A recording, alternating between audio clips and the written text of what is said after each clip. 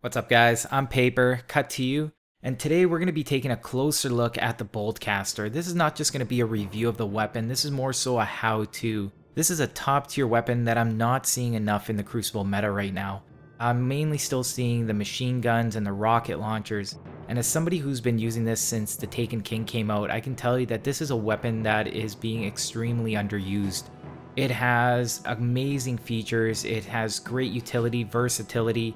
So what I'm going to do today is give you guys some tips. I'm going to show you guys some of the mechanics behind the sword and how to get the most out of it. So I'm going to start this off by playing this extended clip. It's going to show you some of the versatility, some of the strategies that I typically use when using a sword, and we're going to break those down more in depth a little bit later. Now I'm going to start with this clip because if you're going to play with your sword, you first have to get your heavy ammo. And a lot of people are still just rushing in there mindlessly. They're not really thinking about it enough, that sometimes you do need to fight over it. Sometimes you can steal somebody else's and take that sacrifice and die getting it. But typically, if you want to play with your heavy ammo, you have to be able to get it, which means playing smart and sometimes not being a little bit too hasty. Now this is some of the versatility that I'm talking about. There are things that you can do with the sword that you just cannot do with any other heavy ammo. Now, the reason I started using the sword in the Taken King was because of the nerf to the rockets. You can see right here, this one's going to fly by. That used to blow up, but now there's a decreased radius on the grenades and horseshoes, which is why I originally started trying something new out. This was my first sword. I started off with the Void Edge, and let me tell you, it was pretty underwhelming because it just has so many weaknesses. You had to wait for people to come up to you. You had to play that sneaky card. It kept me out of a lot of the fights because you just knew that you could not charge in there with this sword. It was a one-way ticket to get killed. Now, in case you missed that, this is a little bit of a combo you can do to cover some spacing in this game.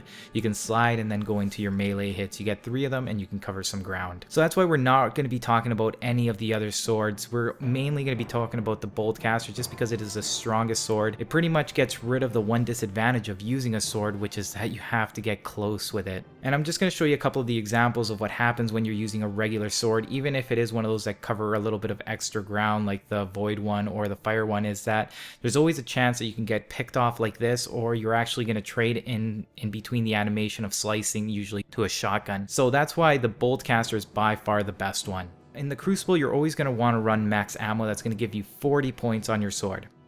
Now, this is another thing you want to take note of. When you slice in the air with your regular attack, it costs 1 point, regardless of if you kill somebody with it or just use it in the air. If you use your secondary attack in the air, if you don't kill anybody, 1 point, but if you do kill somebody, it uses 2. And why is this important? Well, you just want to kind of manage your points. If you need a quick slice, go ahead and use it, but just be aware that it is using 1 more point. The only other reason you want to use that second slice is to get a little bit of ground in the air. It is a nice combo. You can do the regular attack and then the secondary attack, and it covers a lot of ground. Alright, so those clips right back there were just to show you a little bit about blocking. Supers, you typically don't want to try to block against them. Instead, you want to try to dodge or attack them, because they end up just taking up all the energy of the sword and they stagger you as well, so it's not a good idea to do that.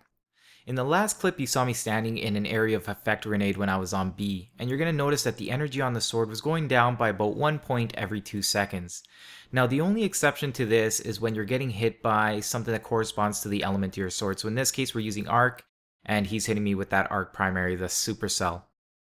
And you're going to notice that it just eats up the energy on the sword. The only other weapons that do this are high impact weapons like a machine gun, which will typically take a point each time it hits you, and things like rocket launchers, which will take about 5 to 10 points each time it hits you. And I found it pretty interesting to note that there's only one primary that has elemental damage, and it happens to be Arc. They also gave everybody a great conspiracy theory off the bat that happens to be Arc. I don't know if they foresaw the strength of the sword and decided to give everybody one of these weapons to kind of mitigate it, but I have seen that going forward in the game, a lot of people are switching up shotguns now. They're going to Invective, possibly different roles, so you're not seeing as many of these Arc conspiracy theories around. So a lot of these clips you just kind of want to watch yourself so you can see what I'm blocking and how it works, because if you're burning, you can put on your sword and it's going to mitigate some of that damage that you're taking. You can also take moves like a flying knee, and you can see how that I didn't actually have a full health and how much it actually mitigated. That's usually a one-shot kill, and when here it took about maybe a 6th or a 7th of my health bar. Alright, so you don't want to block directly. This is another tactic that you can use, especially when you know that other people have heavy ammo and they're using rockets. You can actually strafe in the air by just using the regular attack. And that's something that's very strong in trials specifically because you know what other people are wielding, which lets you really figure out what kind of attack you want to do next. If you want to bait out their rockets, this is a move that you can do. And I found it to be very beneficial. So I'm going to show you guys another example of me dodging some rockets by just using the air strafe with the sword. And a lot of people are still using truths, and this gives you an advantage in two ways. For one, it's not the same element as your sword, which means that you can take actually 2 blasts head on without needing to recharge your shields. You can take 3 if you let your shield recharge. Second, because of the tracking, it actually ends up coming right in front of you, which makes it for a lot easier to block it. Some of the other rocket launchers with grenades and horseshoes will actually kill you because they miss their shot and it ends up blowing beside you or above you where it's out of the reach of the block. So those are just some things to keep in mind when you're going up against different rocket launchers. With 40 points on the sword, that means that you can shoot your lightning bolt 6 times. Most rocket launchers, if they're using truth, they're going to have 4. If they're not using an exotic without boots, they're usually getting about 2 to 3, which means that you actually have more shots. And what you want to do with these extra shots is actually put the pressure on. Everybody knows that high level rocket versus rockets always comes down to people preemptively shooting. So with this sword, the benefit that you get is that you can take these preemptive shots a lot more, and you want to do it and you have to take advantage of this fact. Now you're going to notice that my health was extremely low, so I decided to block the arc bolt. These are things that you want to kind of take into account. If you can take the hit and there's no real danger, don't use your block because you're trying to save as much energy as possible. If you can't afford the hit, then obviously you're going to block. You're going to see that I use this a lot in control as well to hold a point. I will spam the entrances and hold a point with my block. It's super effective. People can't get you off there with area of effect grenades. Super strong for team games. Now, one of the things that you guys saw earlier was that I was able to take out Titan in his bubble with Armor of Light. The double combo in the air will let you do that, and it's the most efficient way to take out a Titan there. Unless he has a shotgun, he's going to have some problems killing you, especially since you're going to be in the air, which makes it a lot harder for people to hit you. So that is something that you can only do with a sword. You can't pull that kind of move off on a Titan inside his bubble with armor, with a rocket, unless you're looking to sacrifice yourself, or with an LMG. I'm also somebody that's gotten comfortable putting it away and actually start shooting. Again, these preemptive shots, when I see somebody on the radar rounding corners, that's how you need to use this sword. Now, something I didn't talk too much about, to actually cast a bolt, it takes 5 energy. So the kind of nice thing is if you're running around like 4 energy, you can actually block a little bit first and then use that last energy to shoot that last bolt out. And we're pretty much getting to the end of the video, guys. I just want to do a quick summary of some of the things you want to take advantage of.